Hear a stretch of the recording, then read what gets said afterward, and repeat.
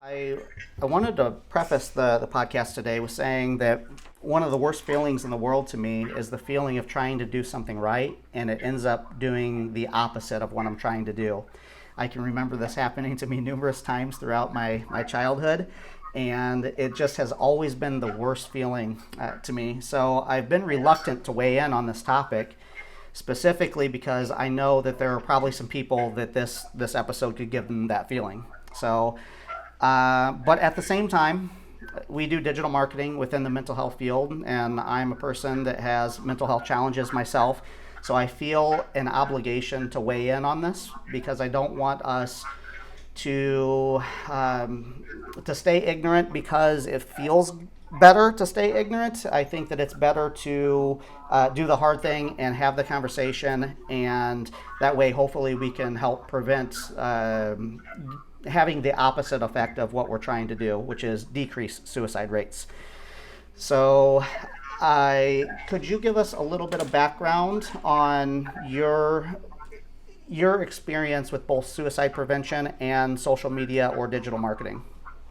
Yeah, so I got started with the American Foundation for Suicide Prevention as a volunteer in 2016. And at that time, I had been doing social media for several companies, freelancing, and then also for the company that I was working for at the time. And then one of the things that I offered as the things that I could gift AFSP was helping build the chapters following and the messages that we were sending out so that they were consistent and things like that. So I did the social media as a volunteer from 2016 until now. I still currently do it as staff as well. And it's important for nonprofit organizations to increase awareness about what they're trying to do because the cause is an important cause, but it's also important that we're considerate about how we bring awareness to certain issues. This was something that I was like acutely aware of because of being in marketing and knowing the statistics on certain things. And I would see some organizations trying to do the right thing. You know, they're trying to raise funding, they're trying to increase awareness, they're trying to let people know why it's important what they're doing. But at the same time, I knew that some of the information that they were presenting and the way that they were presenting it was potentially going to increase the rates of suicide.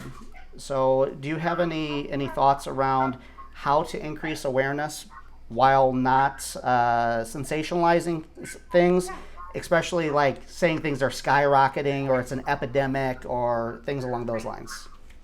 Right. So we know that talking about mental health and suicide is important and it's vital so that people can hear messages of hope and whether that's after a loss or after a struggle to know that there is possibility to be okay at the end. But how we talk about it is just as important as why we talk about it. So like you said, saying things like it's an epidemic or it's skyrocketing or it's at an all-time high or things like that, that can increase contagion. And so we want to avoid talking about that. We want to, one of our recommendations that we have on our journalist resource is also not to say suicide is successful. Somebody dying is not a success. And then we also don't want to say failed attempt as well, because somebody living after an attempt is not a failure. So we try to get away from that as well, saying things like committed suicide. So that's what we hear the most often. And that's what I grew up hearing in the media, through family, is that this person committed suicide. But we know through research and then also just the interactions that we have in the community that that word is very stigmatizing for loss survivors. So for people who have lost someone by suicide, it's deemed as that person's choice. And we know that a person isn't of sound mind and it wasn't a rational choice. And so it can hinder people who are loss survivors from getting help or reaching out to people when they're struggling with their loss and navigating their grief journey, because it's deemed different from maybe a cancer death or things like that. And then committed also makes it framed like it's a crime, which it is not any longer. And so kind of taking the shame away from that as well. And then also discussing means. So whatever means of choice that person views in their attempt or is important not to discuss, and that can definitely increase contagion as well. When we talk about in the media, you hear somebody died by diabetes, you don't hear, your blood sugar rate was and all of this stuff, and they, the dramatization of that death, or if it was a heart attack, you don't hear it was the left ventricle and all of those types of things. And so we really want to talk about, it's important that we talk about suicide and those types of things to highlight that it is happening, and so that we can get people help, but also not to over glamorize or dramatize it, so that we make sure to keep people safe for those who are still struggling, and then also those who are lost survivors as well. One thing that I thought that was really nice about AFSP website is that you guys were talking about not only is suicide contagious, but so is resiliency. And reporting from things from a perspective of a lot of people have suicidal thoughts, and most of them don't, they don't become, they don't end up ending their life by suicide. And I think that reporting on things from that perspective could be definitely more beneficial than strictly presenting the rates, especially without any baseline. Right. So, definitely rates and statistics definitely have a factor. It helps us kind of gauge where we are, but also we don't want to use it as a fear tactic and instill fear and this many people who have depression die by suicide. So then when somebody is diagnosed with depression, that they think that is a definite for them, or anxiety or borderline personality disorder or whatever mental health condition that they might be diagnosed with. We don't want it to be where it's a scare tactic of this is what's happening in a fear-based thing, but also recognizing too that those are very real and are necessary. But like you said, sharing those messages of hope and healing so that family members know how to support somebody who's struggling, how to take care of themselves, because we know that caretakers are also at a high risk as well, just with stressors and things like that. And also being mindful of the realistic aspects of life, of things ebb and flow.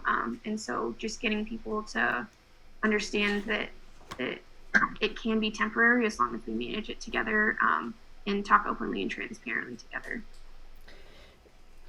We recently did a podcast with my friend Kevin Enders from the Indiana Youth Institute, and we were talking about the topic of persuasion and how to use certain persuasion techniques, again, ethically, and we were kind of speaking more towards organizations that don't really feel comfortable with using persuasion. We're more talking about it as just a tool, and the means behind it is what's important. Well, one of the methods of persuasion is social proof, because a lot of times we look to other people as an example of what the appropriate behavior would be. And one thing that we know about social proof is the type of social proof is important too. Maybe a suicide that had happened by somebody that was on the high school football team. Those details can actually lead to suicide rates increasing within that, all the way down to that level. So I just think that's important for people to think about that when they're reporting on things, that, hey, maybe it's important to me. I want to share it because my son's on the football team or something like that. But at the same time, your son's on the football team, and that's the exact type of person that you could end up increasing the rates for. Right. So on that, I feel that, and this is me personally, that just as important as it is to talk about, what had happened and who had died, it is also an opportunity to talk about resources that are available and resiliency factors that we can build in, and self-care things and things like that. I coach high school girls, and a lot of them struggle, and some of it is regular adolescent puberty, and some of it is some serious mental health conditions. And so it's important that when we talk about it, or when they have a friend attempt, or all of those things, that we talk about it as a holistic thing, and not just about the loss, but about how to navigate that together, what help-seeking behaviors look like in a healthy way. And then as an adult, it's my responsibility too to mirror that. So you can tell them to do all these things, but if I myself am not doing them and taking care of myself, then I'm doing myself a disadvantage as a caretaker, and then also them as a disadvantage because I'm not giving them the example or the role model that I want them to be. And so making sure that when we do talk about, the high schooler that made an attempt or all of those things, that then there are things in place to make sure that we're taking care of the rest of the population that might be at risk, especially our younger youth that are at higher risk of contagion. But certainly knowing that that it's possible to recover. So for those people who do make attempts and live, that they can, as long as there's mental health care in place and a support network with family or friends or whatever that looks like for that individual, they can go on to live their lives to the fullest possible, as long as it's managed and things like that. I think that that's great. And one thing that I really liked about what you were saying was that there are resources that are available. I was looking at your website this morning, or AFSP website this morning, and there are a lot of resources on there for just about every topic that you can imagine. Are there any resources that you want us to link to? I'm definitely going to link to the responsible reporting, journalism, the 10 tips, things like that. But is there anything else that we should link to? A common, or I didn't know this until very, very, very late in our grief journey, but we also list suicide trained bereavement clinician training. So they're clinicians, mental health providers that are trained in suicide bereavement. So we know that grief can be a little different for a suicide loss. And so these people have gone through the trainings that we offer with our experts and specialize in this. And so making that available to the community so that they can have that would be phenomenal. Okay. And also resources like Seize the Awkward is a great resource for our youth that's targeted towards high school and college age, because they're all talking about it, but they're not telling the adults. And so getting them to lean into each other, check in on one another, and then also making sure that they're telling a trusted adult as well. So that, I'm 29 and I still tell someone if I, encounter it, because you have to tell another human. So encouraging our youth population that adults do that too is important as well. I think Seize the Awkward is great. We do have to build a certain level of durability, and there's certain things that are awkward, but they're important, so we need to persist even in spite of feeling that bit of discomfort. So actually, I was feeling that today going on saying this, because like I said, there are people that are well-intended that are reporting on things that are sensationalizing it to increase awareness, but I'm like, no, that's not what we need to do. We take a slightly different approach, kind of like that, but a little different. So in those situations too, I reach out to them and I say, I appreciate you highlighting this, but and all of these things, and I think the intent behind it was this. However, this is the best approach because we don't want other people to make attempts or other people to die, and that's what's at risk when we talk about means or when we say things like this. And making it more of not a like shame on you did this wrong, but I appreciate you highlighting this, and moving forward, if you could just tweak these couple of things, then you too can help save lives, which I know is what you want to do. And generally, it has a really positive feedback of people saying, I didn't know, because I didn't know. As Kelsey, I had no idea either. And so you mirror what you see. And so if their peers in reporting are doing that, or within their organizations are doing that, that's what they're doing. And so just kind of breaking those barriers down gently so that they're not getting shamed, because we don't want is for people to then say nothing because they're afraid they're going to get in trouble. Yeah. And then do you want to say a few things about the walk that's coming up? Sure. So we have 24 walks across the state of Indiana. Mm-hmm. We have spring walks that are campus walks, and then we have fall walks, which are community walks. In Indianapolis, the Indy Walk is September 14th. And we're expecting probably about 4,500 people again this year. It's at White River State Park. Registration opens at 12:30. It's free to register. It's family friendly. So we have face painting. We just secured 3 awesome food trucks. Marco's Pizza is going to be there. They're one of our returning sponsors, so there'll be pizza there as well.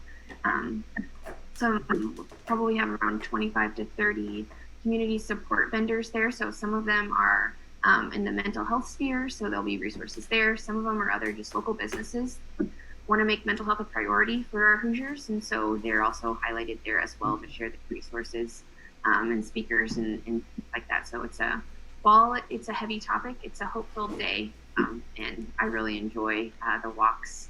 If the 14th doesn't work too, there's lots of other walks in the community around Indiana too that people often drive to as well. So option too. Well, if you send us the link, we can link to whatever would be the best. If it be directly to people being able to sign up, or if you just want us to link to the page on your website for the walk, we can definitely do that since it's coming up, and we certainly would like to support that. So, just in closing, I like to say that suicide is not an epidemic, but it can be contagious. So be mindful about the way that you're reporting on things. And if you have any additional questions or you're not quite sure, I would encourage you to check out the AFSP website. Thank you for joining us today. Yes, thank you so much for your time.